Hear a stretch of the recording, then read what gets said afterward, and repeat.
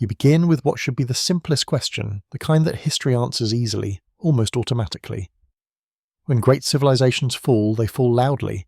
They leave behind battlefields, burned cities, shattered walls, mass graves, and stories retold so often they become legend.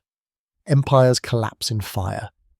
That is how you were taught to recognize the end of an age, and yet, when you turn your attention to Tartaria, something feels wrong from the very first step. There is no final war, no climactic clash recorded across continents, no universally acknowledged moment when Tartaria was defeated, surrendered, or destroyed. No year circled in red ink in history books, no villain crowned, no victor celebrated. Instead, there is only absence, a quiet, unsettling gap where an ending should be. You notice it first in the way Tartaria is spoken about, or rather in the way it is not. It does not end. It simply stops being mentioned. One century it appears on maps as a vast, coherent presence, spanning immense regions of the world.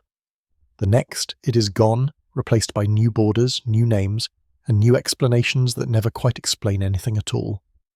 If Tartaria vanished through war, you would expect echoes. Even defeated civilizations leave behind scars that cannot be erased. Rome fell, and its collapse echoes through every corner of Europe. The Maya declined, and their ruins still rise from the jungle like unanswered questions. Even civilizations conquered and rewritten by history leave behind the fingerprints of violence. But Tartaria does not. You search for descriptions of burning cities and find none. You look for chronicles of invasion and find silence. You expect to find legends of resistance, last stands, heroic failures, the human tendency to romanticize loss. But Tartaria offers none of it. No songs, no epics, no tales of defiance passed down in fragments. It is as if the ending was never allowed to become a story. That absence presses against you the longer you sit with it. Because history is not kind to the defeated, but it is rarely quiet. And Tartaria is quiet. You begin to notice how unnatural that silence feels. Wars require logistics. Soldiers move, supplies are gathered, borders are contested. Even when records are destroyed, traces remain, in population drops, in abandoned farmland, in ruined infrastructure.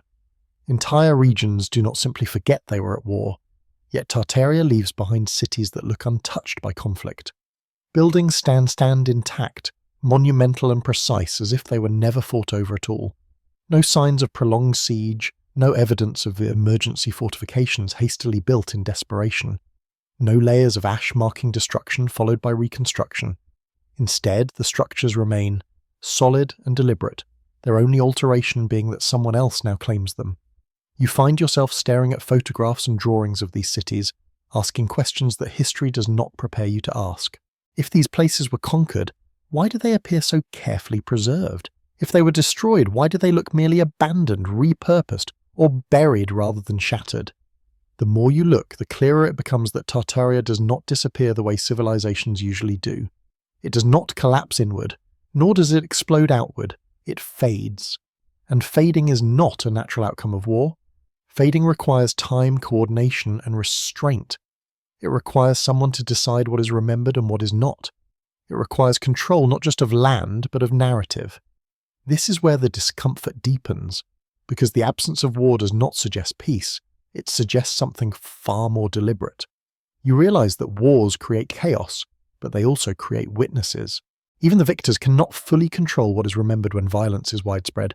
Stories slip through cracks. Survivors speak, evidence resurfaces, but if no war occurs, there are no survivors of conquest to contradict the official version. There are no battlefields to excavate, no atrocities to uncover centuries later. There is only administration, transition, and the slow replacement of one explanation with another. And Tartaria seems to have vanished through precisely that kind of process. You think about how empires are usually justified after the fact.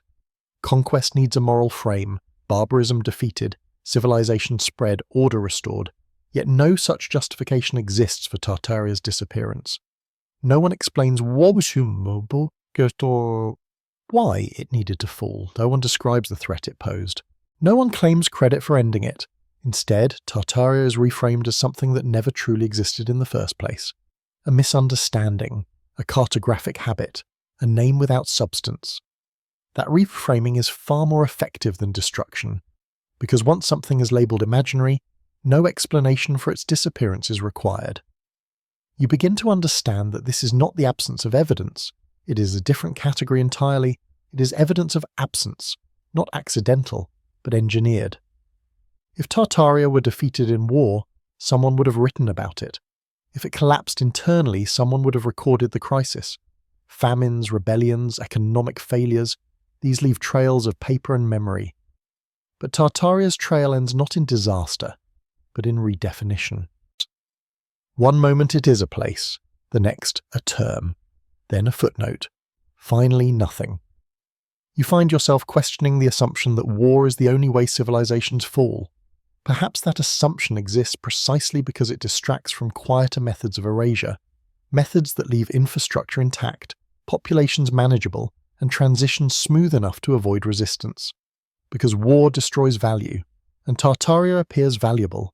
Its cities are advanced, its layouts are deliberate, its buildings are durable, monumental, and uniform across immense distances. These are not things one destroys casually. You begin to suspect that the absence of war is not a mystery to be solved, but a clue to be followed. If Tartaria vanished without fire, then its disappearance was not chaotic.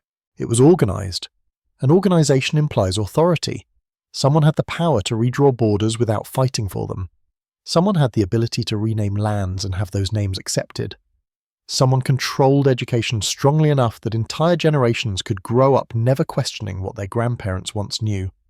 The more you consider it, the more war begins to feel like the wrong lens entirely. Wars are loud, inefficient, unpredictable. What replaced Tartaria was quiet, administrative, and permanent.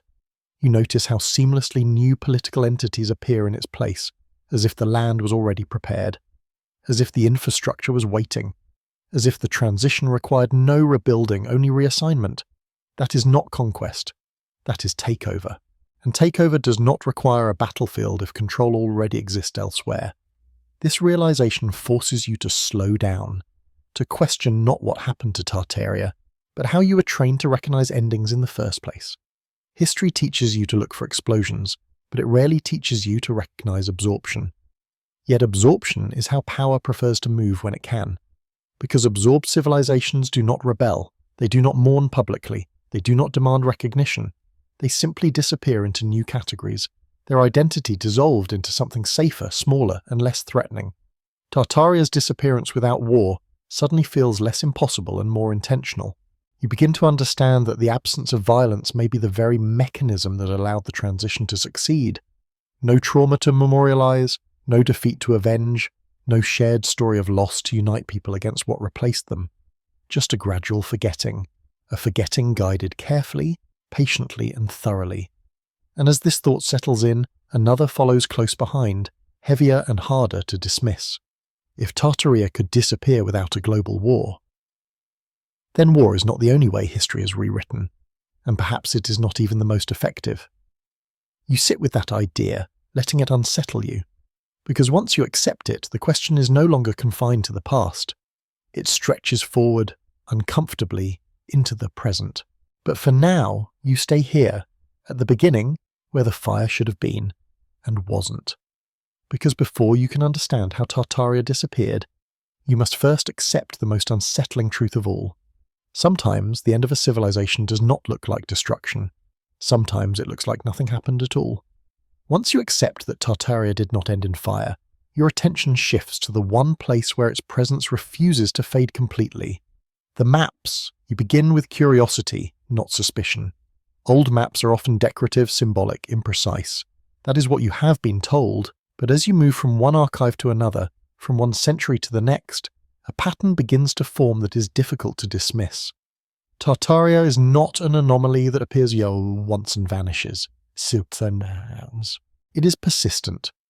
Century after century, cartographers from different nations, cultures, and political rivalries all label the same vast region with the same name. Great Tartary, Tartaria Magna, Independent Tartary, Chinese Tartary, Russian Tartary, different languages, different empires. Same word. You notice that these maps are not crude sketches of unknown lands. They show rivers with names, mountain ranges with continuity, cities placed with intention. Borders shift, but the entity remains recognizable. Tartaria is treated not as empty space, but as a known world. That detail matters more than it first appears. Cartographers were not explorers, they were administrators of knowledge. Maps were tools of power, commerce, and control. They reflected what governments believed to be real, relevant, and worth naming. No empire casually labelled half the world with a fictional civilization. And yet today you're told that is exactly what happened. The explanation feels thin the moment you test it. If Tartaria was merely a vague term for unknown lands, why is it subdivided? Why does it have internal regions with distinct labels? Why are its borders drawn with care rather than blurred into uncertainty? Unknown places are marked with warnings, monsters, or blank space. Tartaria is not blank, it is detailed. You begin to compare maps across time, laying them side by side. You expect inconsistency, but instead you find repetition. Tartaria occupies roughly the same territory across centuries. Its relationship to neighbouring regions remains stable. Even as European empires rise and fall, Tartaria remains an acknowledged presence. Until it doesn't. And that disappearance does not happen suddenly. It happens selectively. First, the name begins to fragment. Tartaria becomes regionalized, broken into smaller descriptors. Then those descriptors are absorbed into newly defined nations. Finally, the word itself fades, replaced by borders that feel permanent, as if they were always there. But the maps remember, even when textbooks do not.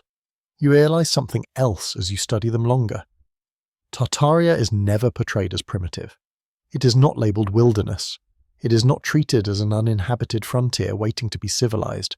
Its cities are marked, its roads implied, its rivers integrated into trade networks. This contradicts the modern narrative entirely. Because if Tartaria was not a civilization, then why was it mapped like one? You begin to notice the discomfort this creates for historians. Maps are stubborn evidence. They were created long before modern controversies, long before internet speculation. They were made by people who had no reason to invent a global phantom, and so the modern explanation becomes necessary. Tartaria was not real, it was a misunderstanding. But misunderstandings do not last 300 years. They do not appear across rival empires that shared nothing but competition. They do not maintain internal coherence, and they do not vanish precisely when centralized modern states emerge. That timing nags at you. As nation-states rise, Tartaria fades. As standardized borders replace fluid regions, Tartaria dissolves into new categories. As education systems solidify national histories, Tartaria becomes an embarrassment, a leftover label that no longer fits the story. So it is removed, quietly. You notice that later maps do not explain the change. They simply present the new reality as if it had always been so. There is no acknowledgement of revision, no footnote saying this land was once known as Tartaria. The past is overwritten, not debated. This is not how discoveries are corrected. It is how narratives are replaced. The refusal of maps to disappear entirely becomes a problem only in hindsight. At the time, the transition would have felt natural to those in power. Names change. Borders shift. Empires reorganize. But when you step back, the scale becomes impossible to ignore. An entire civilization-sized label is erased. Not through war, not through collapse, but through cartography. You begin to understand that maps do not just describe the world. They instruct people how to think about it. If Tartaria no longer exists on paper, then future generations will never ask what happened to it. They will assume it was never there. And that is exactly what happened. You find yourself wondering how many other truths have been flattened this way. Not disproven, but relabeled until they no longer provoke curiosity. How many civilizations have been reduced to footnotes because their existence complicates the story of progress? Tartaria is inconvenient because it suggests continuity where history prefers rupture. It suggests that modern nations inherited more than they admit. It suggests that the world did not begin again in the 18th or 19th century, but simply changed hands. Maps that refuse to disappear become quiet witnesses to that inheritance. They sit in libraries, museums, and private collections, rarely discussed, rarely taught, but impossible to erase completely. They do not argue. They do not accuse. They simply show what was once accepted as real, and that is why they matter. Because if Tartaria truly never existed, these maps should not exist either. Yet they do, and the longer you look at them, the clearer it becomes that Tartaria did not vanish from the world. It vanished from permission, from what you are allowed to question, from what you are encouraged to remember. You close the maps with a growing awareness that the disappearance of Tartaria was not an accident of history. It was a decision reflected in ink, paper, and silence. And if maps were changed without war, then the same may be true of the world they describe.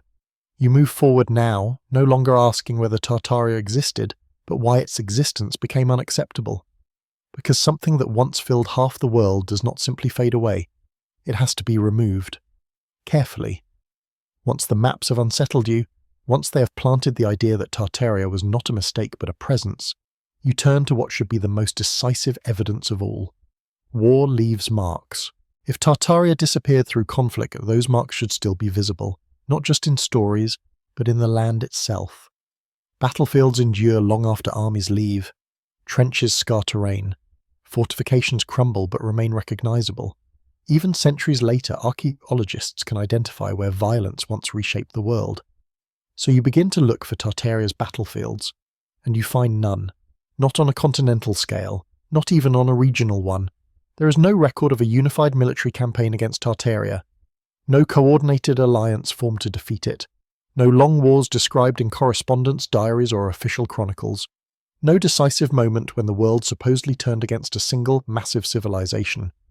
This absence is not subtle, it is glaring. You realize that even fragmented wars leave fragments of memory. Local conflicts are exaggerated into legend. Border disputes are remembered as defining struggles.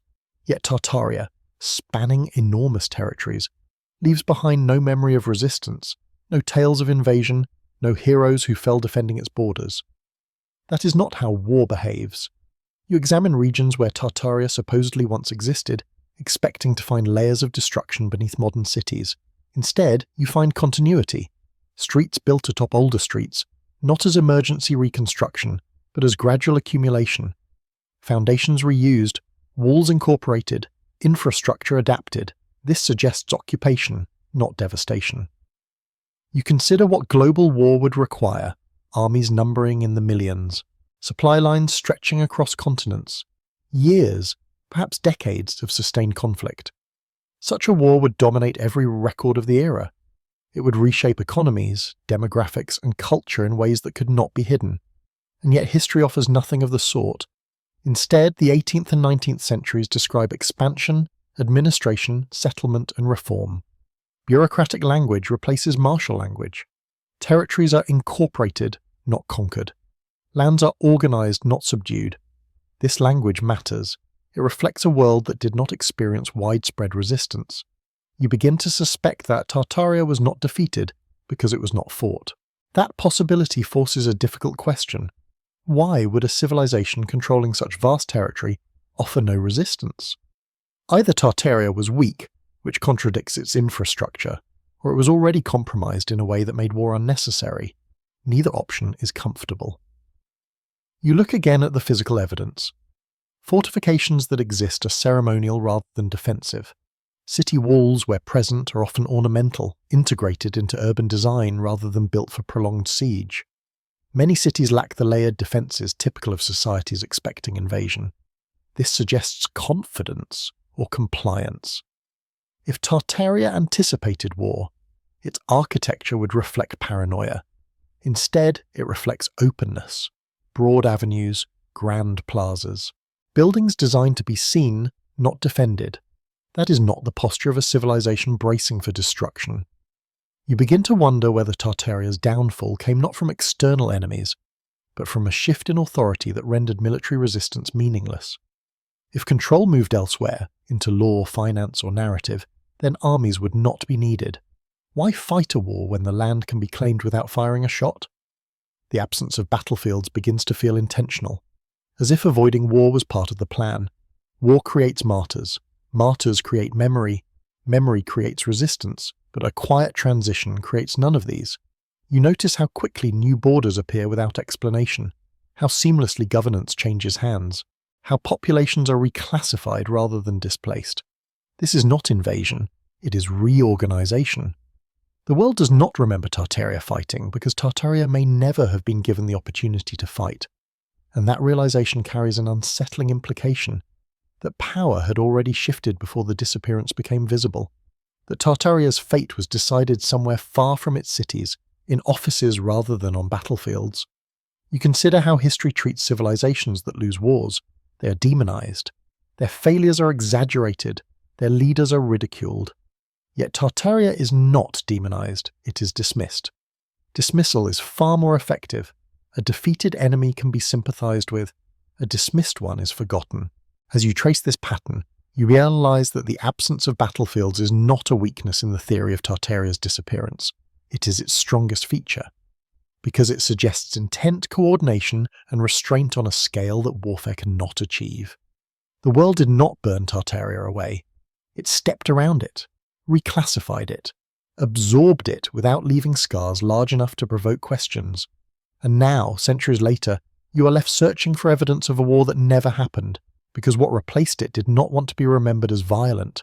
It wanted to be remembered as inevitable. You pause on this thought, because it reframes everything that follows. If Tartaria did not fall through force, then force is not the key to understanding its disappearance. Control is, and control leaves a different kind of evidence, one that does not shout but whispers. You move forward, no longer scanning the land for ruins of war, but for signs of transition, for places where continuity replaced conflict, for cities that did not die but changed owners. Because if Tartaria disappeared without battlefields, then it disappeared by design. With the absence of battlefields still echoing in your mind, you turn your attention to something that should not exist if Tartaria truly vanished the way history implies. The cities, not ruins, not primitive settlements, but fully formed monumental cities, standing, functioning, and often celebrated as symbols of nations that officially did not yet exist when those cities were already there. You begin to notice how often the story of a city's founding does not match the scale of its architecture. A town is said to be settled by a few thousand people, sometimes fewer, yet within a short span of time it supposedly produces vast stone buildings, symmetrical avenues, grand civic halls, and infrastructure that would challenge even modern construction. The timelines feel compressed, too compressed.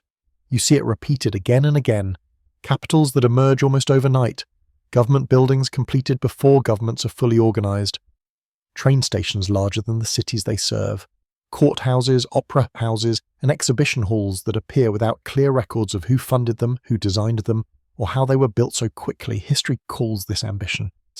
You begin to suspect inheritance.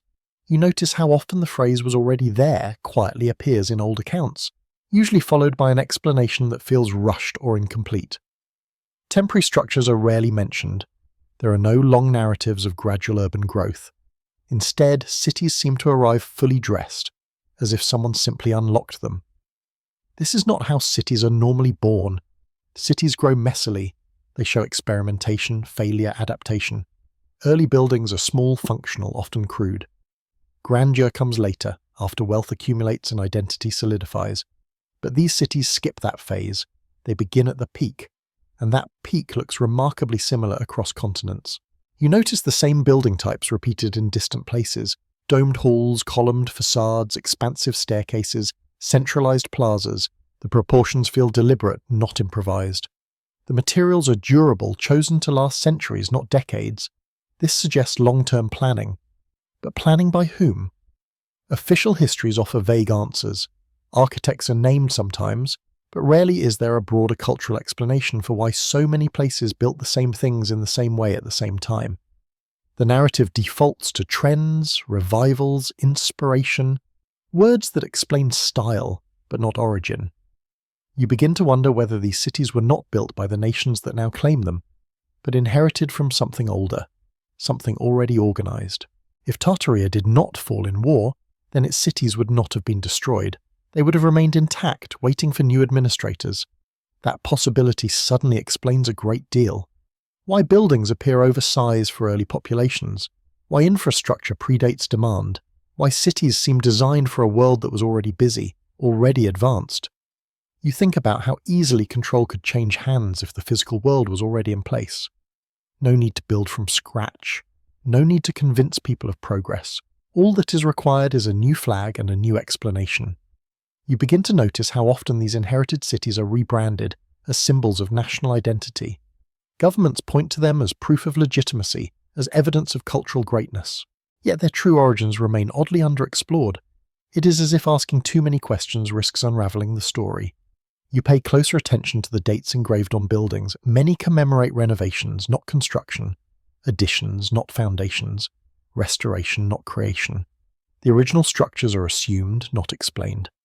This pattern repeats with unsettling consistency. You start to see Tartaria not as a ghost civilization, but as a substrate, a base layer upon which modern nations were built. Its cities did not vanish because they were too useful to remove. Instead, they were absorbed. This absorption required no war, only reassignment. You imagine a world where cities change hands without resistance because life continues largely unchanged for those living within them. Markets remain open, streets remain familiar, buildings remain functional. Only the names on documents change. From the perspective of daily life, nothing dramatic happens, and that may be precisely why the transition left so little emotional memory. You consider how history is shaped not just by what happens, but by what people feel compelled to remember. War traumatizes. Peaceful takeover does not. If Tartaria's cities were inherited rather than destroyed, then there would be no shared trauma to pass down. No dramatic story to tell children. Just a slow normalization of a new order. You notice how modern narratives celebrate the founding of these cities, while quietly ignoring what came before. The past is not denied outright. It is simply compressed into irrelevance. A few sentences, a vague reference, a footnote if that. You begin to understand that the disappearance of Tartaria did not require erasing cities. It required repurposing them. Once a city serves a new authority, its old identity becomes unnecessary. And unnecessary identities are dangerous because they invite questions, so the cities are renamed. Their origins attributed to new myths of settlement, genius, and progress. The physical evidence remains, but its meaning is changed. Stone does not argue. You walk through these cities in your imagination, aware that their scale reflects a world larger than the one they are now placed within. Streets wider than traffic requires. Buildings taller than population density demands. Infrastructure built for a flow of people that no longer exists. These are not mistakes. They are remnants. Remnants of a civilization that did not collapse, but transitioned out of recognition. The idea unsettles you, because it suggests continuity where history insists on beginnings. It suggests that modern nations did not rise from nothing, but from something already mature, and that realization challenges the story of progress itself. If Tartaria's cities were already there, then modernity did not invent civilization. It inherited it. An inheritance does not require war. It requires authority, legitimacy, and time. As you sit with this, another question forms quietly, almost reluctantly. If cities were inherited so seamlessly, what else was? You move forward, knowing that the cities are only the surface. Beneath them lies something deeper. Patterns of design that repeat too consistently to be coincidence. Patterns that point not to isolated builders, but to a shared system. And systems do not vanish accidentally. They are replaced. Carefully. As the cities themselves begin to feel less like creations and more like inheritances, your attention shifts from where they stand to how they were designed. You start to look past individual buildings and focus on patterns, the kind of patterns that do not emerge from coincidence or fashion, but from systems. What you notice first is repetition, not inspiration, not imitation, but near duplication. Across continents, across cultures that supposedly developed independently, you find the same proportions, the same layouts, the same architectural language repeated again and again, domes balanced over vast halls, colonnades stretched with mathematical precision, staircases built wider than any practical need, windows placed for symmetry rather than utility.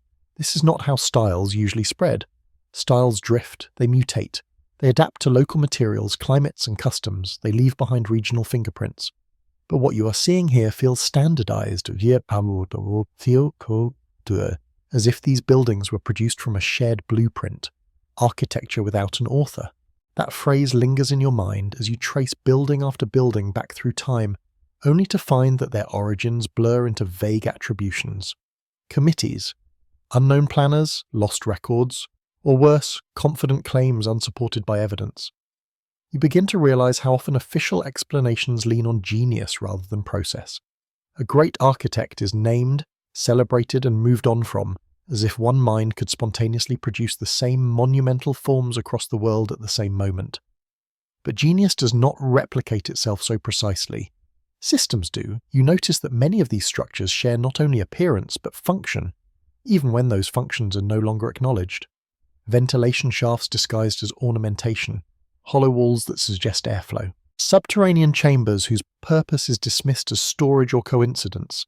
These buildings feel engineered, not merely designed, and engineering implies knowledge passed down, refined, and standardized over time.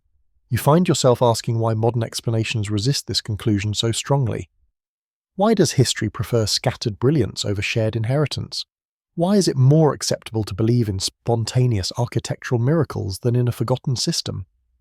Perhaps because systems imply continuity, and continuity threatens the idea that modern civilization arose from chaos. You notice something else that deepens your unease. Many of these architectural forms are disproportionately grand compared to the populations they supposedly served.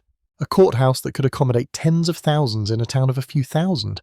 A train station larger than the entire surrounding city. A civic hall that feels ceremonial rather than practical.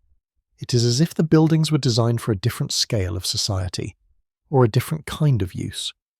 This leads you back inevitably to Tartaria.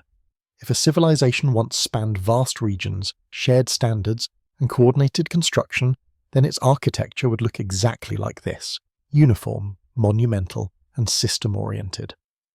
But once Tartaria disappears from the narrative, these buildings are left orphaned. They exist without context, stripped of authorship, forced into new stories that rarely fit their scale or sophistication. So history gives them new parents: revivalism, neoclassicism, eclecticism, labels that explain appearance but not origin. You begin to sense that architecture is being used as camouflage. By categorizing these buildings as stylistic revivals, their deeper continuity is obscured. They become aesthetic choices rather than evidence of an underlying civilization. But aesthetics alone do not explain infrastructure. You notice how often these buildings align with each other spatially, as if they were part of a larger grid. Streets radiate outward with deliberate geometry. Plazas align across long distances. Sightlines connect monuments that appear unrelated on the surface. This kind of coordination requires central planning, not inspiration, not coincidence. You realize that if Tartaria's architecture had a recognized author, it would demand a re-evaluation of history itself. It would force the acknowledgement that a global system existed before the modern world claimed to invent one. So instead, the author is erased. The buildings remain, but their voice is removed. And without an author, architecture becomes silent. You consider how effectively this silence works. People walk past these structures every day, admiring them, photographing them, even preserving them, without ever asking who they were truly built for. The question feels dangerous even now, because once you ask who built them, you must ask why they were built. And that question leads directly back to Tartaria. You begin to see architecture as the most stubborn witness of all. Text can be rewritten, maps can be redrawn, names can be changed. But buildings endure, heavy and patient, waiting for someone to notice that their story does not match the official script. Architecture without an author is not an accident. It is a compromise, a way to keep the past standing while stripping it of meaning. You feel the weight of that realization as you move forward. The buildings are not just structures. They are evidence of a system that once existed openly, confidently, and at scale. A system that did not vanish through destruction. It vanished through denial, and denial requires consistency. As you prepare to look deeper, beneath these buildings, quite literally, you understand that the silence surrounding Tartarian architecture is not emptiness. It is pressure, and pressure always leaves marks. Once you begin to look beneath the surface of Tartaria's architecture, the story shifts again, not upward into towers and domes, but downward into the ground itself. What you find there does not resemble the aftermath of war. It resembles something far stranger: burial. Not the chaotic burial of rubble and collapse, but layered, uniform, deliberate burial. Floors beneath floors, windows that open into earth, doorways leading nowhere, entire stories of buildings submerged beneath streets that appear to have been raised rather than constructed.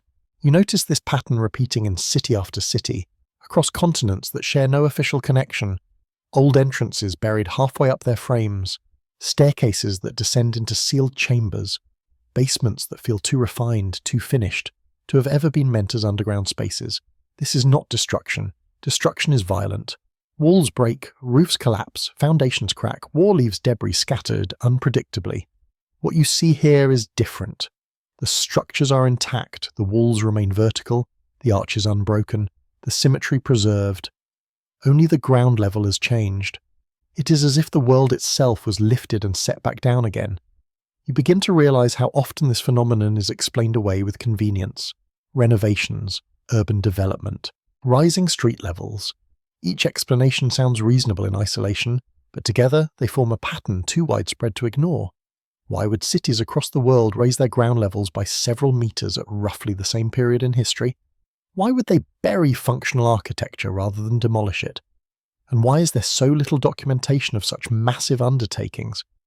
Raising a city's ground level is not a minor decision. It requires coordination, labour, materials, and time. It disrupts daily life.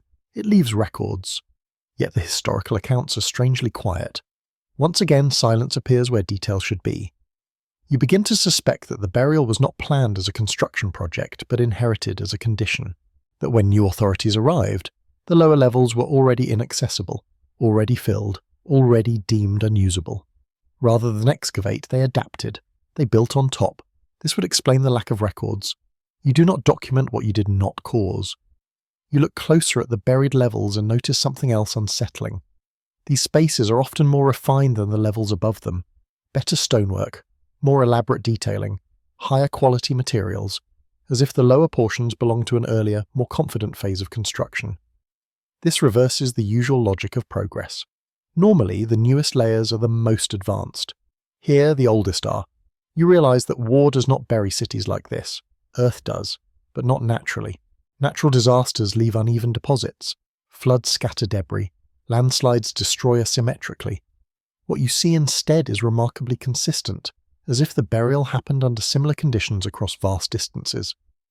You're careful not to jump to conclusions, but the pattern refuses to be ignored. If Tartaria's cities were buried rather than destroyed, then the disappearance of Tartaria was not an act of violence, but of concealment. Buried structures are not gone, they are hidden, and hidden things do not provoke questions. You consider how effective burial is as a form of erasure.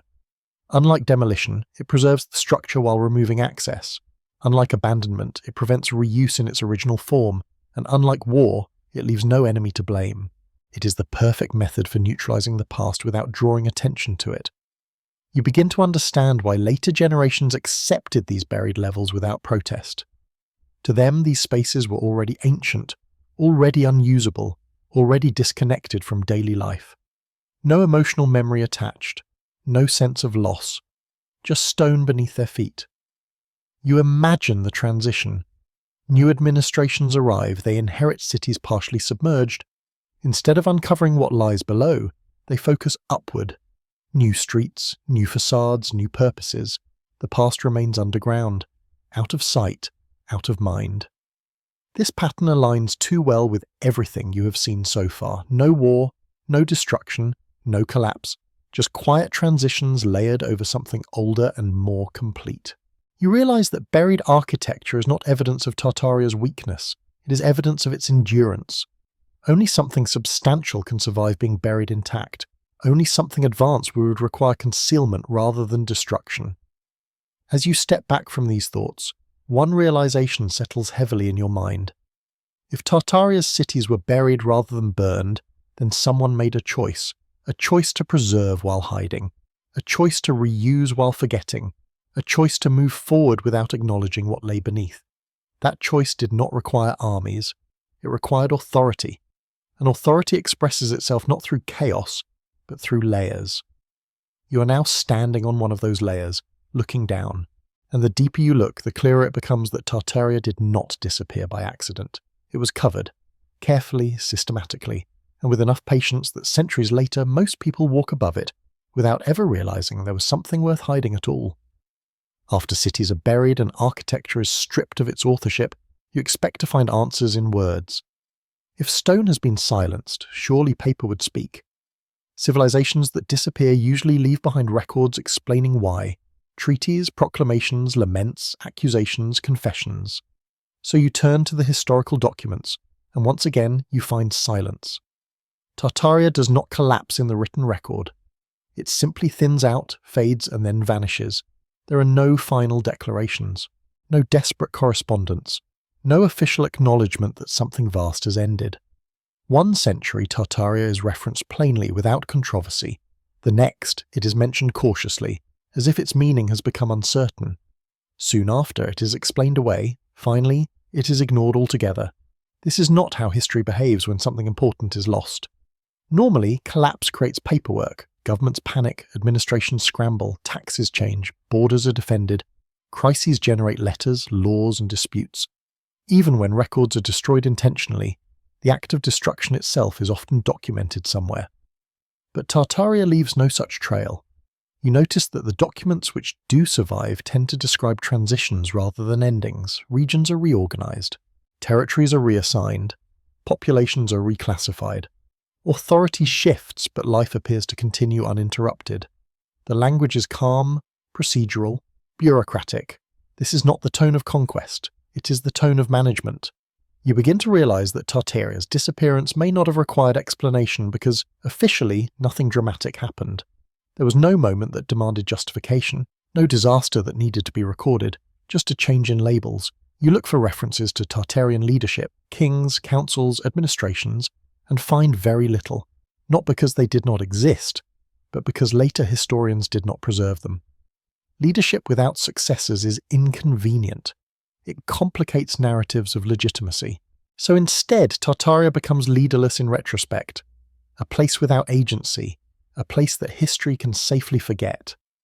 You also notice how often Tartaria is discussed in passive terms. Things happen to it. It is described, categorized, and renamed.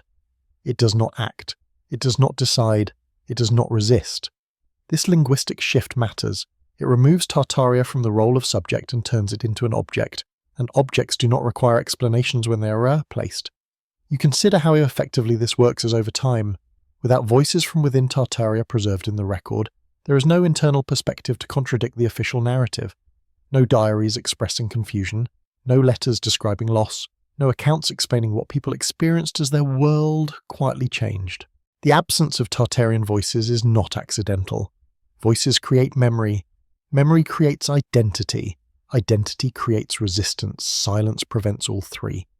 You realize that the disappearance of Tartaria from documents mirrors its disappearance from maps and architecture.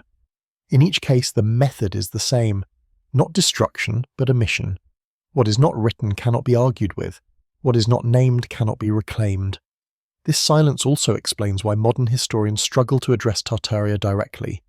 There is no dramatic ending to analyze, no catastrophe to frame, only a gradual loss of reference that feels too mundane to question.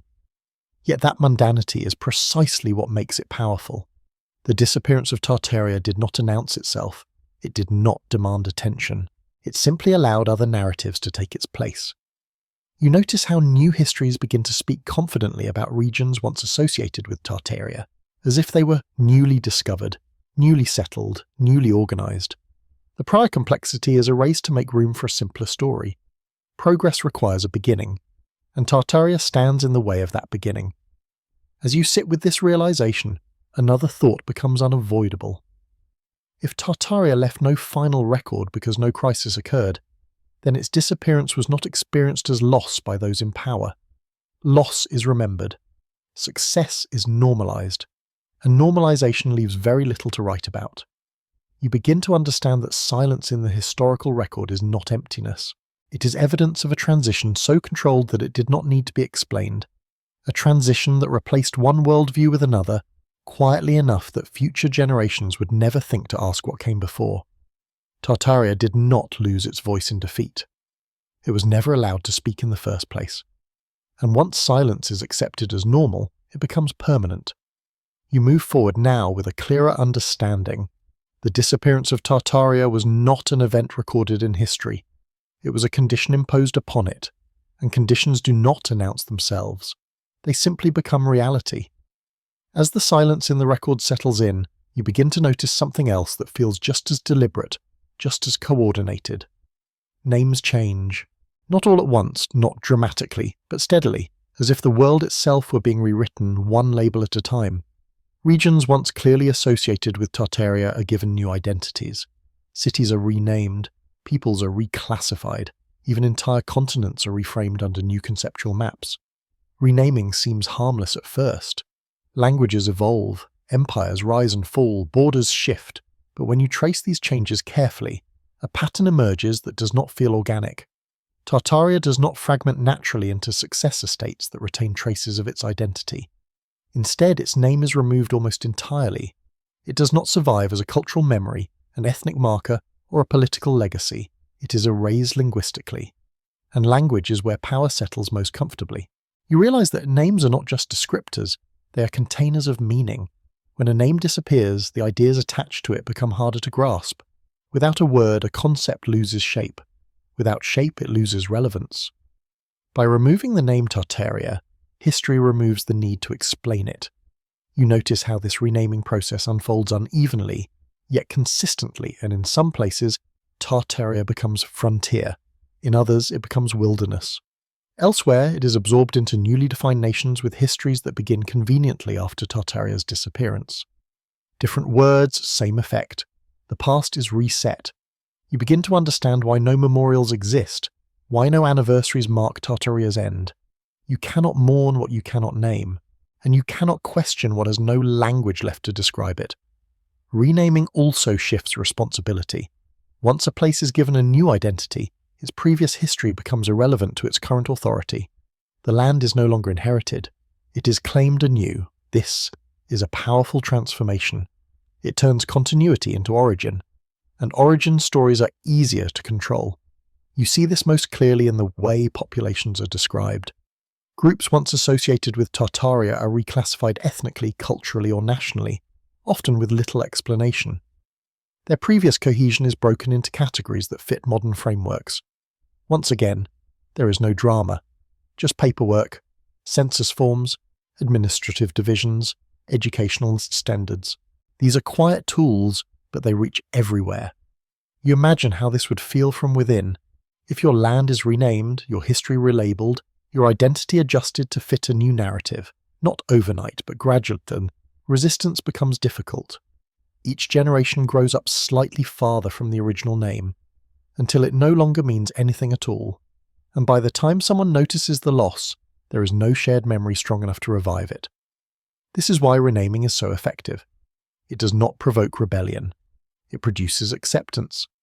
You notice how often modern explanations dismiss Tartaria by saying it was just a name Europeans used, as if naming half the world casually is a trivial act, as if power does not flow through language.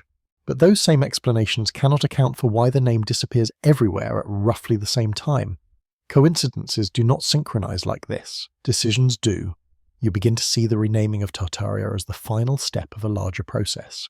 First, remove its authority, then absorb its infrastructure, then silence its voice, and finally erase its name. Once the name is gone, the civilization is gone.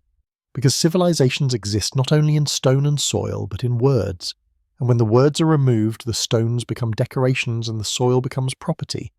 You feel the weight of this realization as you move forward. Tartaria did not vanish because it was weak or forgotten by accident. It vanished because forgetting was engineered. An engineered forgetting does not require war. It requires control over language, control over education, control over what is allowed to be named. You are now beginning to understand that Tartaria's disappearance was not a single act, but a sequence, each step subtle enough to avoid resistance, yet comprehensive enough to leave nothing behind but questions, and questions, without names, rarely survive. As you continue, one truth becomes increasingly clear. Once a civilization loses its name, reclaiming its existence becomes nearly impossible, because history does not argue with what it cannot say.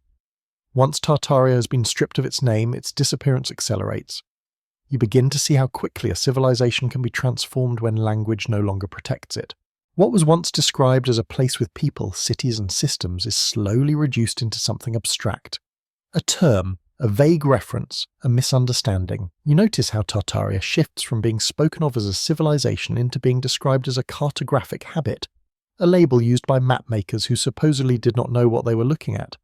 This explanation appears again and again, offered confidently as if repetition alone makes it true. But this reduction is not nutri, it changes the rules. Once Tartaria is framed as a mistake, it no longer requires an ending. Mistakes do not fall, they are corrected, and corrections do not demand investigation. You realize how effective this reframing is. It allows history to move on without addressing the uncomfortable questions Tartaria raises. Questions about continuity, about inheritance, about who truly built what the modern world now claims as its own. By redefining Tartaria as a misunderstanding, history transforms a civilization into an error, and errors can be erased without guilt. You look closely at how this transformation unfolds in textbooks and academic references.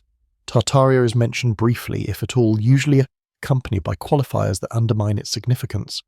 So-called, supposed, vaguely defined. These words do heavy work. They create doubt before curiosity can form. You begin to understand that this is not about proving Tartaria existed or did not exist. It is about controlling how the question is framed in the first place.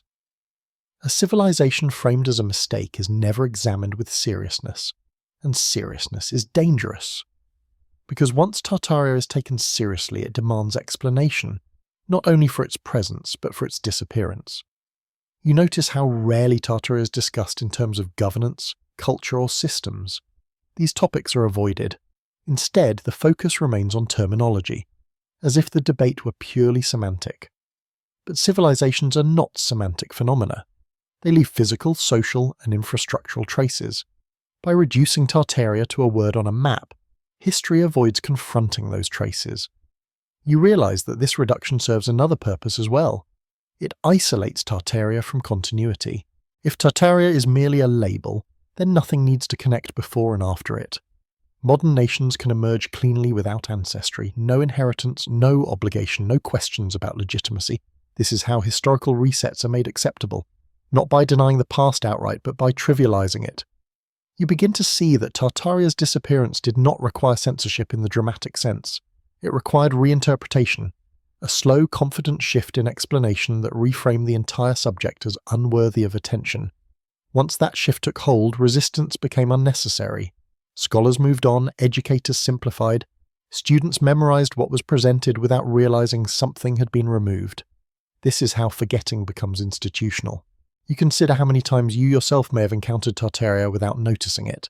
A word in a caption, a label on an old map, a brief mention dismissed in passing. Each time the opportunity for inquiry was quietly closed. You realize that this process mirrors everything you've observed so far. No war, no destruction, no collapse, just gradual abstraction, from civilization to region, from region to term, from term to footnote, from footnote to silence. The elegance of this process is unsettling, because it leaves behind no villains, no moment to challenge, no event to correct, only an absence that feels too small to question, until you step back and see its scale. And when you do, you understand something crucial. Tartaria did not disappear because evidence was lacking. It disappeared because evidence was reframed. The world did not forget Tartaria by accident. It was taught to misunderstand it. And misunderstanding, when repeated often enough, becomes indistinguishable from truth. You move forward now, aware that the next layer lies not in maps or buildings, but in governance itself, in the rise of systems that did not need to conquer Tartaria, because they were built to replace it, quietly, efficiently, and without ever declaring war. As Tartaria fades into abstraction, you begin to notice what rises in its place. The timing is too precise to ignore. Almost everywhere Tartaria disappears, something else consolidates power with remarkable speed and confidence, the modern nation-state. Centralized governments emerge, not gradually but decisively. Borders harden, legal systems standardize. Populations are counted, classified and administered in ways that feel sudden compared to the fluid arrangements that came before. You realize that Tartaria's disappearance aligns almost perfectly with this transformation. This is not coincidence. Before centralized states, power is dispersed. Authority is local, layered, often negotiated. Identity is flexible. Allegiance shifts. In such a world, a vast civilization like Tartaria can exist without rigid borders, because control does not depend on uniformity. But centralized states require clarity. They need defined territories, clear jurisdictions, exclusive authority, and Tartaria does not fit that model. Its scale is too large, its identity too diffuse, its continuity too inconvenient. You begin to see Tartaria not as a rival defeated by modern states, but as a structure incompatible with them. A civilization organized differently, one that does not align with the bureaucratic logic of centralized governance. So it is not fought, it is replaced. You observe how new states immediately assert control through paperwork rather than force. Land surveys divide territory into measurable units, property laws redefine ownership, tax systems formalize extraction, education standardizes identity. This is conquest without armies. You notice how quickly populations adapt, not because they are coerced, but because the new systems are efficient. They offer predictability, documentation, and legitimacy. Life becomes regulated but also organized. An organization feels like progress. You understand now why Tartaria did not resist militarily. Resistance would require a centralized authority of its own, capable of mobilizing armies and enforcing unity. But Tartaria's strength may have been its decentralization, a network rather than a hierarchy. Networks do not fight wars well. They dissolve instead. Centralized states thrive on dissolution. They absorb fragments, standardize them, and present the result as order. You begin to recognize how easily Tartaria's lands could be integrated into this new framework. Cities already existed. Infrastructure was already in place. All that was needed was administrative control. The transition could happen quietly, almost invisibly, and it did. You notice how the histories written by these emerging states portray themselves as founders rather than inheritors. Their stories begin with settlement, exploration, or unification, rarely acknowledging what was already present. This is not deception, it is necessity. Legitimacy requires beginnings, and beginnings require erasure. You realize that Tartaria's disappearance was not a failure of memory, but a success of governance. The new order did not need to destroy Tartaria to rule its lands. It only needed to render Tartaria incompatible with the language of modern power.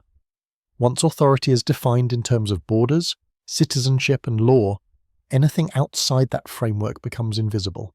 Tartaria becomes ungovernable by definition, and ungovernable things are not fought. They are ignored. You begin to see the rise of centralized states as the final environment in which Tartaria could no longer exist openly. Not because it was defeated, but because it did not conform. The world did not burn Tartaria away. It organized around it. And once the new structure was complete, there was no place left for Tartaria to stand, only records that no longer knew what to do with it. As you prepare to move deeper, you understand that governance was the quiet weapon that replaced war. It reshaped the world without bloodshed, and in doing so made Tartaria unnecessary. And unnecessary things rarely survive history. They are filed away, forgotten, and eventually denied. Once centralized states take shape, the mechanism behind Tartaria's disappearance becomes clearer. You begin to see that the work was not done with armies, but with forms, registers, and ledgers. The tools were not weapons, but documents. Paper replaces steel. You notice how authority expresses itself differently in this new world. Power no longer needs to be visible or dramatic. It lives in archives, offices, and procedures. It counts, categorizes, and certifies. It decides what exists officially and what does not. Censuses appear. Land surveys follow. Property is defined, measured, and assigned. These processes feel mundane, almost boring, yet they reshape reality more thoroughly than war ever could. Once land is surveyed and recorded, it becomes legible to power. Once people are counted and classified, they become manageable. Tartaria, whatever it was, existed before this kind of legibility, and that made it vulnerable. You begin to understand how census-taking alone can erase a civilization. If people are reclassified under new national, ethnic, or administrative categories, their previous identity dissolves without resistance. No one is told they are losing something, they are simply told who they are now. The same happens with land. Territories once understood through custom, tradition, or shared usage are redefined through ownership. Boundaries are drawn on paper first, then enforced in practice. What was once common becomes private. What was once inherited becomes registered. This is how a world is reordered without battle. You notice how quickly Tartaria's lands become claims, holdings, or provinces. Each new term replaces an older understanding. Each document narrows possibility, and once something is documented, it feels permanent. You realize that paperwork creates facts retroactively. Once land is registered as belonging to a state, it appears as though it always did. Once a population is categorized, it seems natural that it belongs where it has been placed. This illusion of inevitability is powerful. It erases alternatives. You consider how little resistance paperwork generates compared to force. No bloodshed, no spectacle, no shared trauma. People comply because compliance feels administrative, not existential. This is why Tartaria did not provoke war. It was dissolved through compliance. You imagine how quickly this process could unfold across generations. The first generation adapts reluctantly. The second grows up within the new system. By the third, the old identity is irrelevant, even strange. And by then, there is no one left to object. You begin to see how historical transitions framed as modernization often conceal acts of erasure. What is gained in efficiency is lost in memory. What is standardized becomes dominant. What does not fit is discarded quietly. Tartaria did not fit or not fit. Its scale was too broad, its identity too fluid, its systems too incompatible with rigid administration. So it was broken down into pieces small enough to manage. You also notice how paperwork creates authority without visibility. There is no single villain to blame, no dramatic moment to challenge, just an accumulation of decisions made in offices, justified as necessary, rational and progressive. This makes the process almost invisible in hindsight. You realize that if Tartaria disappeared through paperwork, then history itself became the final document that sealed its fate. Once the narrative was standardized, once the past was organized into neat categories, Tartaria no longer had a place to exist. It became undocumented, and undocumented things do not survive. You pause here, recognizing the quiet brutality of this method. War kills bodies, administration dissolves identities, and identity, once gone, cannot fight back. You move forward now, aware that the tools used to erase Tartaria are still in use today, not as weapons, but as systems. Systems that shape reality without ever announcing that they are doing so. And systems, once accepted, are far harder to overthrow than armies ever were.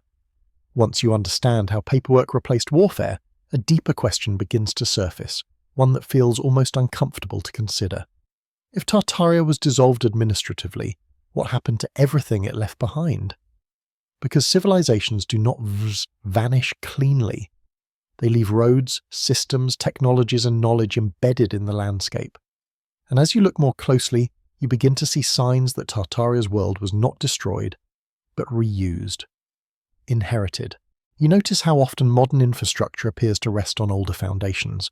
Roads that follow paths too straight, too deliberate to be accidental. Canals and waterways that predate the nations now credited with their construction. Energy systems hinted at in architecture, disguised as ornamentation or dismissed as obsolete curiosities. This is not coincidence, it is continuity. You begin to realize that inheriting infrastructure is far more efficient than building anew. It saves time, labor, and resources. It also avoids uncomfortable questions about who built it first. If Tartaria's systems were advanced, functional, and widespread, destroying them would have been irrational. Absorbing them would have been obvious, and absorption leaves fewer witnesses than conquest. You notice how often old systems are rebranded rather than replaced. A Tartarian hall becomes a government building, a distribution hub becomes a train station, a civic structure becomes an exhibition hall. The function changes slightly, but the form remains. This explains why so many buildings feel oversteered for their current use. They were designed for a different system, a system that no longer exists in name but persists in structure. You consider how inherited infrastructure allows new authorities to appear competent immediately. They inherit cities that already work, transportation networks already laid out, and buildings that project power and legitimacy. To the public, it looks like progress. Behind the scenes, it is inheritance. You realize that this inheritance also explains the confidence of emerging states. They did not start from scratch. They began with assets already in place, and assets do not ask questions. You begin to see Tartaria not as a civilization that failed, but as one that was cannibalized. Its body remained. Its identity was removed. This is a far quieter end than war. You think about how rarely history discusses inheritance in this context. Inheritance suggests obligation, continuity, and debt. Conquest suggests victory and legitimacy. Modern narratives prefer the latter. So inheritance becomes invisible. You notice how often technologies appear briefly in the historical record and then disappear without explanation. Systems demonstrated, admired, and then abandoned.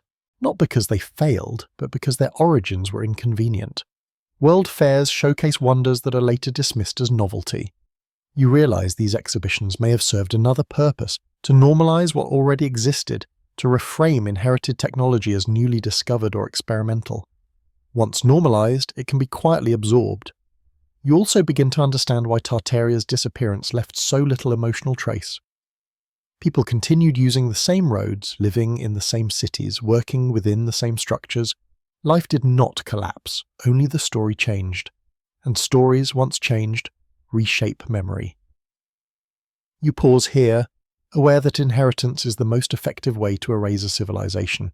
Destruction leaves ruins. Inheritance leaves continuity.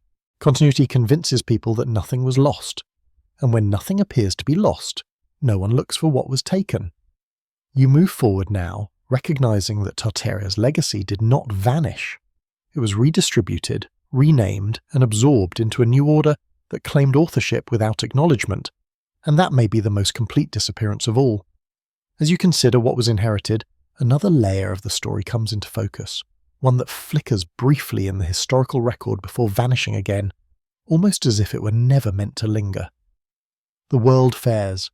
You notice how suddenly they appear in the 19th and early 20th centuries, grand and confident, filled with monumental buildings and astonishing displays of technology, electricity before widespread grids, massive halls erected in impossibly short timelines, machines that seem advanced, elegant, and oddly complete. And then, just as suddenly, they are gone. The fairs are dismantled. The technologies are shelved, forgotten, or declared impractical. The buildings are demolished, repurposed, or quietly reclassified as temporary, even when their construction suggests otherwise. You begin to wonder what these exhibitions were really for. Officially, they celebrate progress, innovation, the triumph of modernity. But when you look closely, many of the technologies presented do not feel experimental. They feel refined, as if they had already been in use elsewhere. This raises an uncomfortable possibility. What if the world fairs were not introductions, but reintroductions? A controlled way to reveal inherited systems without acknowledging their true origins. You notice how often these fairs take place in cities already filled with monumental architecture. The new structures blend seamlessly with the old. Visitors marvel, but do not question how such scale and sophistication appeared so effortlessly. Everything is framed as new. Framing is crucial. By presenting inherited technology as innovation, history disconnects it from its source. Once something is labelled modern, its past becomes irrelevant. It belongs to the present, and the present belongs to the new authorities. You also notice how many of these technologies disappear from mainstream use shortly after being showcased. Not because they fail catastrophically, but because they quietly fall out of favour. No dramatic explanation, no public debate, just silence. You begin to suspect that these systems were incompatible with the new order. Perhaps they did not align with emerging economic models. Perhaps they offered too much autonomy. Perhaps they revealed too much continuity with a past that was supposed to be gone, so they were removed. Not violently, but administratively. You realize that world fairs functioned as transitional tools. They allowed the public to see and accept advanced systems without demanding to know where they came from. Once normalized, those systems could be integrated selectively, altered, or withdrawn. The past was displayed just long enough to be rebranded. You think about how memory works. People remember what they are told matters. They forget what is framed as temporary or obsolete. By labeling these exhibitions as fleeting celebrations, history ensures that they leave impressions without roots. This fits perfectly with everything you have seen so far. Tartaria disappears without war. Its infrastructure is inherited. Its technology is briefly displayed then absorbed. Its origins are never discussed. You begin to see the world fairs as the last public echo of something older, a controlled glimpse before the curtain fully closed. And once the curtain closed, the story of progress could proceed uninterrupted. You sit with the unease this creates. Because if technology can be inherited and reframed this easily, then the line between past and present is thinner than you were taught to believe. Progress may not be a ladder, it may be a relay, and Tartaria may have passed the baton quietly, without ceremony, to a world that would never acknowledge receiving it. As this thought settles in, you sense that the next layer lies even deeper, not in exhibitions or buildings, but in the minds of those who came after.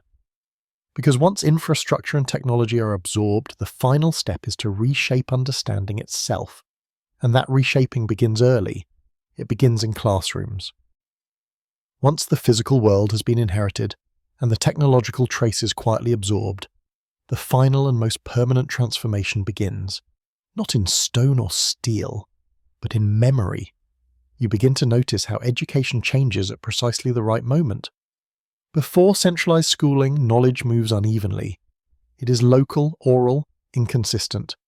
Stories survive through families, communities, and lived experience. History is not uniform, but it is resilient. Then education becomes standardized. Curricula are approved, textbooks are printed, timelines are fixed, examinations reward repetition, not questioning. What is taught becomes what is true, not because it has been proven, but because it has been agreed upon. You realize how powerful this shift is. For the first time, entire generations are taught the same story, in the same order with the same assumptions. History is no longer discovered, it is delivered. And Tartaria does not make the delivery. You notice how modern education prefers clean beginnings. Nations emerge, technologies are invented, progress moves forward step by step. There is little room for inherited complexity. For civilizations that do not fit neatly into national narratives, Tartaria would disrupt that structure. So it is omitted, not challenged, not debated, simply excluded. You understand now why Tartaria leaves no emotional imprint in modern memory. People do not miss what they were never taught to know. Without stories, there is no nostalgia. Without nostalgia, there is no curiosity. Education does not erase Tartaria aggressively, it ignores it. And ignoring is often more effective than denial. You begin to see how quickly this works. One generation grows up with simplified history, the next treats it as unquestionable fact. By the third, alternative possibilities sound absurd, even threatening. This is not indoctrination in the dramatic sense. It is normalization. You also notice how education reframes time itself. History is segmented into eras that suggest rupture rather than continuity. Ancient, medieval, modern. Each era appears to begin anew, severed from what came before. Tartaria does not fit this segmentation. It spans eras, it bridges regions, it suggests continuity across artificial divides. So it is removed to preserve the structure. You think about how questions are discouraged subtly. Students are taught what to know, not how to investigate. Maps are shown without context. Buildings are discussed without origins. Technologies are presented as inventions rather than adaptations. Curiosity becomes optional, and optional curiosity rarely survives. You begin to understand that education did not simply forget Tartaria. It made forgetting normal. Once forgetting becomes normal, remembering becomes deviant, and deviance is easy to dismiss. You feel the weight of this realization, because it means Tartaria did not disappear once, it disappears every day. Each time a student memorizes a timeline that has no room for it, each time a building's origin is glossed over, each time a map is shown without its history, the erasure renews itself. You move forward knowing that this was the most effective step of all. Stone can crack, paper can be rediscovered, but education shapes perception so deeply that even evidence can be overlooked. Once people are taught not to see something, it might as well not exist. And Tartaria, whatever it was made invisible not by force but by familiarity with its absence. As you prepare to go on, one truth becomes unavoidable. The disappearance of Tartaria did not end in the past. It continues in the present, quietly, systematically, and with extraordinary success. By now, you begin to sense that something essential is missing, not just from maps or textbooks, but from the human record itself. Voices, civilizations do not vanish without people noticing. Individuals write letters, families tell stories, communities remember. Even under oppression, memory finds ways to surface, songs survive, legends endure, names persist. But when you look for Tartaria's people speaking for themselves, you find almost nothing. No first-person accounts explaining a collapse, no testimonies describing a transition, no preserved oral traditions that clearly identify as Tartarian. This absence is not accidental. You realize that the loss of Tartarian voices is the final safeguard against revival. Without lived memory, Tartaria becomes an abstract concept rather than a human reality. And abstract concepts are easy to dismiss. You begin to understand how this silence could form without violence. If Tartaria's identity was dissolved gradually, through renaming, reclassification, and administrative absorption, then its people would not experience a single moment of loss. There would be no clear before and after to describe. Just adaptation. And adaptation rarely produces testimony. You think about how identities change quietly. People adopt new labels because they are required, rewarded, or normalized. They stop using old names because those names no longer grant access to land, work, or legitimacy. Over time, silence becomes practical, and practicality becomes habit. You notice how later historians interpret this silence as proof that Tartaria was never a real civilization. No voices, no identity. No identity, no civilization. But this reasoning is circular. It ignores how easily voices can be lost when no one thinks they are worth preserving. You begin to suspect that Tartaria's people were not erased. They were redistributed, folded into new categories, encouraged to see themselves through different lenses. Once that happens, speaking as Tartarian no longer makes sense. You also realize how powerfully modern narratives rely on the absence of testimony. Without personal accounts, Tartaria cannot be defended emotionally. It exists only as data, easily debated and easily dismissed. Emotion sustains memory, and Tartaria was stripped of it. You imagine how different history would feel if even a handful of Tartarian voices had survived. Letters describing confusion as borders changed, diaries noting renamed cities, stories passed down about a world that quietly slipped away. But those voices do not reach you, and that silence becomes the final lock on Tartaria's disappearance. You understand now that the erasure was complete, not when cities were buried or names removed, but when the people themselves stopped identifying with the civilization they once belonged to. A civilization without self-recognition cannot endure, and once self-recognition is gone, revival becomes nearly impossible. You move forward with a growing awareness that what you are confronting is not simply a forgotten empire, but a forgotten way of belonging, one that did not align with modern structures of identity and control, and that, perhaps, is why Tartaria had to disappear without a war.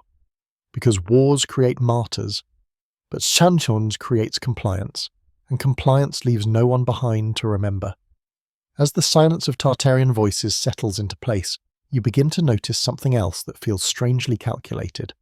While Tartaria disappears as a unified presence, stories about its former lands multiply, and they do so unevenly.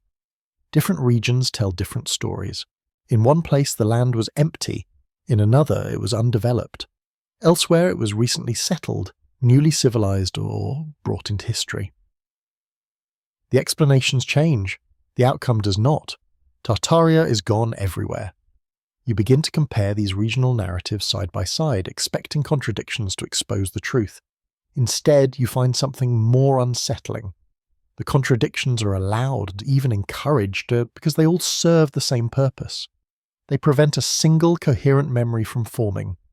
If Tartaria vanished through one clear event, the story would have to be consistent. If it fell in a war, history would need to agree on when and how. But because Tartaria Vidu was dissolved administratively and culturally, each region could invent its own explanation. And that fragmentation is strategic. When no single story exists, no single challenge can be mounted. You notice how former Tartarian lands in Europe are framed as ancient territories that naturally evolved into modern states. In Asia, they are described as vast spaces gradually organized under imperial administration.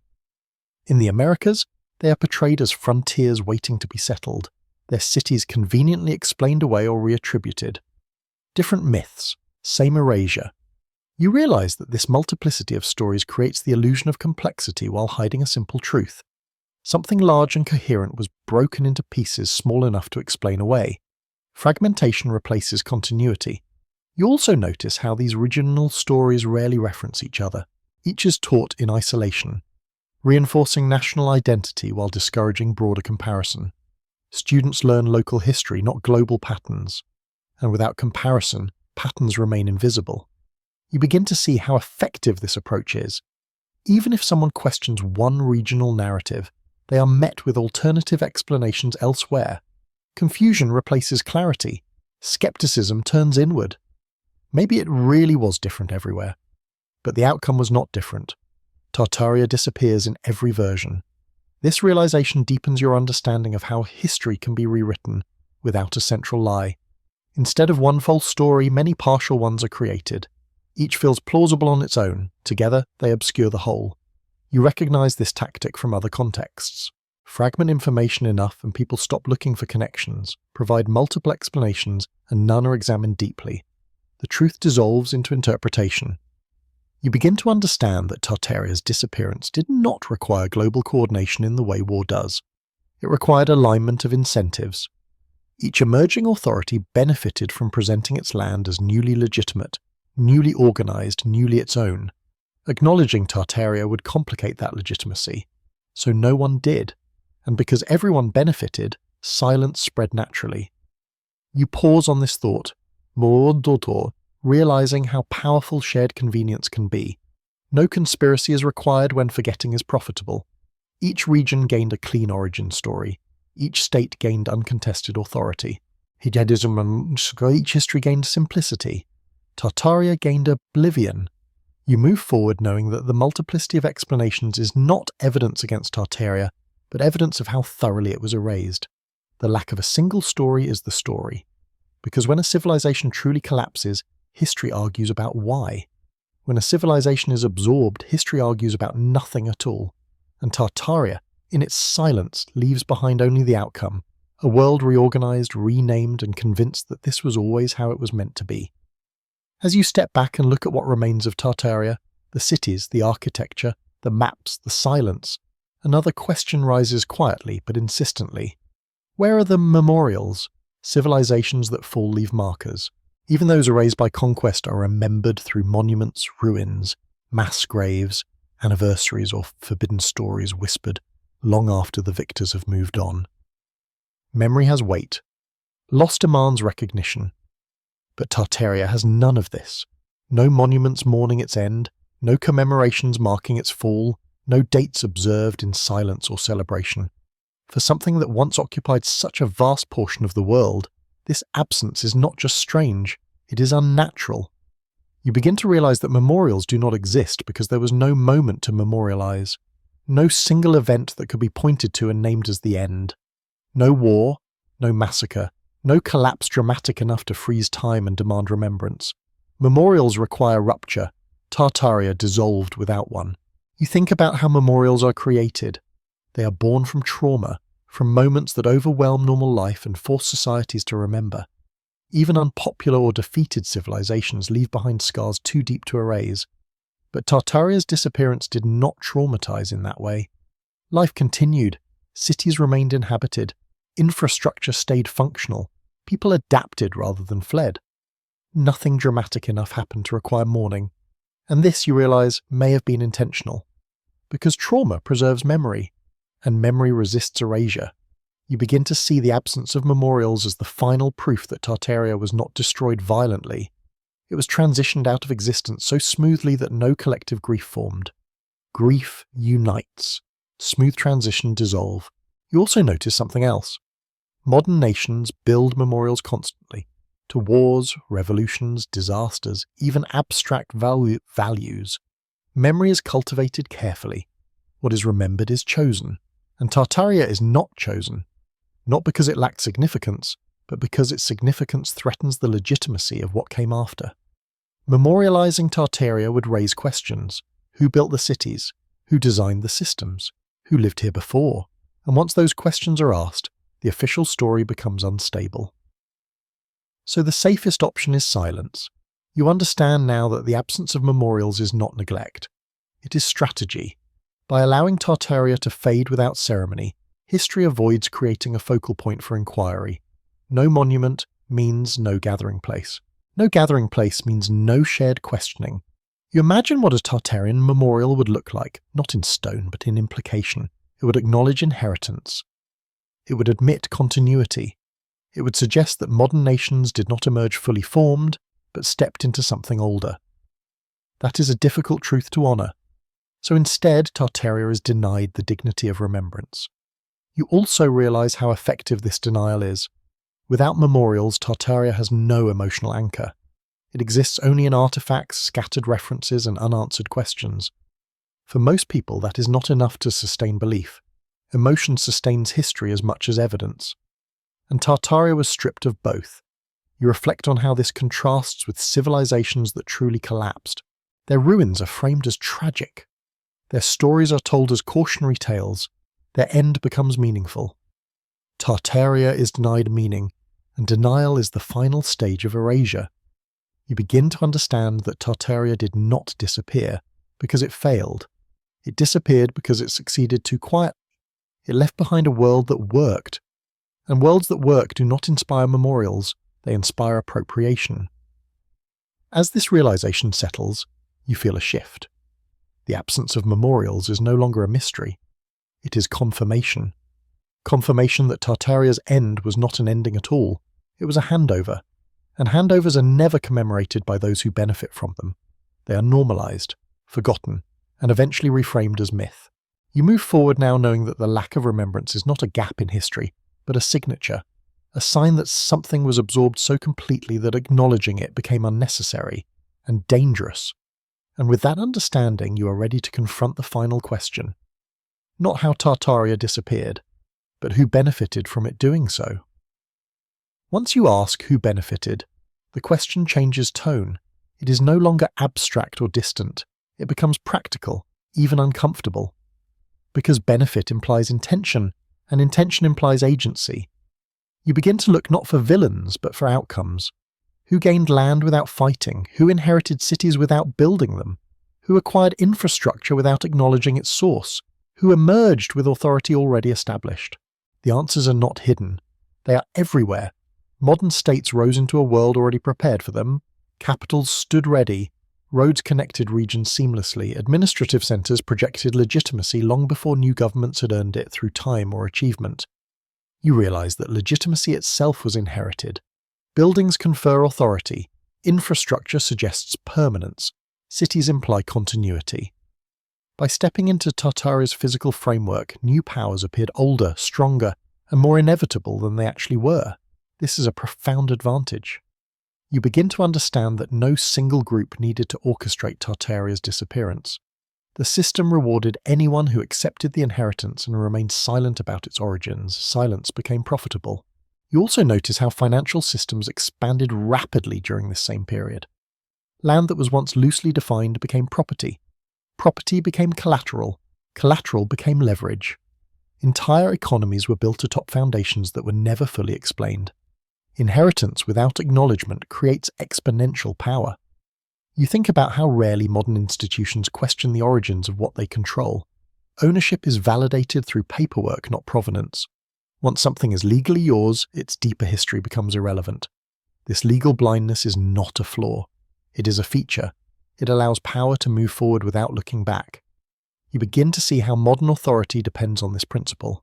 If every road, building, and system had to justify its origin, governance would slow to a halt. Progress requires amnesia. And Tartaria provided the perfect opportunity for it. You notice how historical narratives reward those who claim beginnings. Founders are celebrated. Pioneers are honoured. Settlers are mythologized. Inheritors are rarely mentioned. Because inheritance undermines originality, and originality underpins legitimacy. You also realise that benefiting from Tartaria's disappearance does not require malicious intent. Many who inherited its world likely believed the stories they were told. They lived inside systems that presented themselves as new, modern, and deserved. Benefit does not require awareness. It only requires participation. This makes the question of responsibility complicated. There is no single hand to point to, no final document to uncover, no confession waiting in an archive. Instead, there is a structure that rewards forgetting, and structures are far harder to dismantle than conspiracies. You pause here, recognizing that this is why Tartaria remains so difficult to discuss. Acknowledging it would not just revise the past, it would destabilize the present. It would raise uncomfortable questions about ownership, legitimacy, and authorship. Questions modern systems are not designed to answer, so the benefit continues. Silence persists, and Tartaria remains unspoken. You feel the weight of this realization settle in, because it means Tartaria did not disappear into obscurity. It disappeared into usefulness. It became the foundation upon which the modern world quietly stood, and foundations, by their nature, are meant to be hidden. As you prepare to move toward the end of this journey, one thought lingers with particular force. If benefiting from Tartaria required forgetting it, then remembering it now carries a cost. And the final question is not whether Tartaria disappeared without a global war. It is whether the world is willing to remember what it was built upon. As the question of benefit settles into place, a quieter realization follows, one that reshapes everything that came before. Perhaps Tartaria did not fall at all. Perhaps it was never meant to. You begin to entertain the idea that Tartaria's disappearance was not a collapse, but a transformation so complete that it erased its own name. A civilization does not need to be destroyed if it can be redefined. It does not need to be defeated if it can be absorbed into something that claims to be new. This possibility reframes the entire narrative. If Tartaria was absorbed, then its systems may still be operating, not openly, not under their original identity, but embedded within modern structures. Roads still follow old paths, cities still rest on older grids. Administrative logic may echo a deeper order that predates nation-states themselves. You realize how unsettling this idea is, because it suggests that Tartaria is not gone. It is everywhere, hidden in continuity rather than ruins. You think about how civilizations normally mark their end. They leave behind lessons, warnings, moral conclusions. Tartaria leaves behind none. There is no fall to analyze, no failure to learn from. That absence begins to feel deliberate, because a civilization that truly fell would be safe to study. A civilization that was absorbed remains dangerous. Dangerous because it challenges authorship. Dangerous because it questions originality. Dangerous because it reveals that modernity may be less new than it claims. You begin to see how the story of Tartaria threatens the idea of linear progress. If a vast, coordinated civilization existed before the modern era, one capable of building cities, systems, and infrastructure at scale, then progress is not a straight line upward, it is cyclical, and cycles undermine control. You realize that absorption explains everything that destruction cannot. Why buildings remain intact, why infrastructure persists, why there is no shared memory of catastrophe, why silence replaces mourning. Absorption leaves no scars, only continuity disguised as innovation. You also understand why Tartaria's disappearance inspires such resistance today. It is not because the evidence is weak, but because the implications are strong. Accepting Tartaria forces a re-evaluation of who we are and where we came from. It suggests that the modern world did not invent itself. It inherited itself. You feel the weight of this realization, because it means that Tartaria's story is not just about the past. It is about identity, about legitimacy, about the stories societies tell themselves to justify their place in the world. And those stories are fragile. You begin to see Tartaria as a mirror held up to modern civilization and reflecting an uncomfortable truth. That power prefers continuity without acknowledgement, that systems prefer to erase predecessors rather than honor them, and that history, when managed carefully, can make an entire civilization disappear without a single battle being fought. You pause here, recognizing that this realization brings both clarity and unease. If Tartaria was absorbed rather than destroyed, then remembering it now does not simply fill a gap in history, it disrupts the present. Because it asks whether what you call modern civilization is truly new, or merely a renamed continuation of something much older. And if that is true, then the disappearance of Tartaria was not an ending. It was a successful transition, one so complete that even questioning it feels unnatural. You prepare now for the final reflection, knowing that the last step is not about evidence, but about meaning. Because once you understand how Tartaria disappeared without war, the final question is no longer historical. It is personal. You arrive at the end not with an answer, but with a silence that now feels different from the one you began with. At the start, Tartaria's silence was unsettling because it felt like a mystery. Now it feels intentional, heavy, purposeful. You understand that Tartaria did not disappear without a global war because war was never necessary. Violence destroys what power wants to use. Tartaria was too valuable for that. Instead, it was dismantled in ways that left no wounds. Its name was removed, its people were reclassified, its cities were inherited, its systems were absorbed, its memory was silenced. And in the absence of trauma, the world learned to move on without asking why.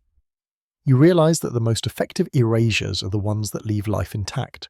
When daily routines continue, when cities remain standing, when infrastructure still works, there is no urgency to remember what came before. Normalcy is the greatest anesthetic. You reflect on how this story challenges the way you think about history itself. You were taught to look for endings marked by fire, blood, and collapse. But Tartaria suggests a different kind of ending. One marked by continuity so smooth that it disguises change as inevitability. This kind of disappearance leaves no villains, no heroes, only beneficiaries. And beneficiaries rarely ask questions. You now see why Tartaria remains difficult to discuss. It does not fit the emotional grammar of history, it offers no tragedy to mourn, no victory to celebrate. Only a quiet transition that undermines the myth of beginnings. If Tartaria existed, then modern civilization did not rise from chaos. It rose from inheritance. And inheritance complicates pride. You sit with the discomfort this creates, because it suggests that the past is not as distant as you were taught to believe. That the foundations beneath your feet may belong to a story you were never meant to hear, and that forgetting was not accidental, it was functional. The silence surrounding Tartaria is no longer empty to you. It is full of decisions, systems, and incentives that shape the modern world without ever announcing themselves. You understand now that remembering Tartaria is not about proving a theory. It is about recognizing a pattern in which civilizations do not always fall, sometimes they are folded into something else. Their names erased so thoroughly that questioning their absence feels strange. You also understand why this story matters, because if Tartaria could disappear without a global war, then power does not always arrive with violence. Sometimes it arrives with paperwork, with education, with renaming, with silence. And those methods are still in use. You are left with a final awareness that lingers long after the question has been answered. History is not only written by the victors, it is maintained by those who benefit from forgetting. And once you see that, you can never quite look at the past or the present the same way again. You do not need to decide what Tartaria was. You only need to recognize what its disappearance teaches, that the loudest collapses are not always the most complete, and that sometimes the greatest evidence is not what was destroyed, but what was allowed to remain quietly while its name was erased.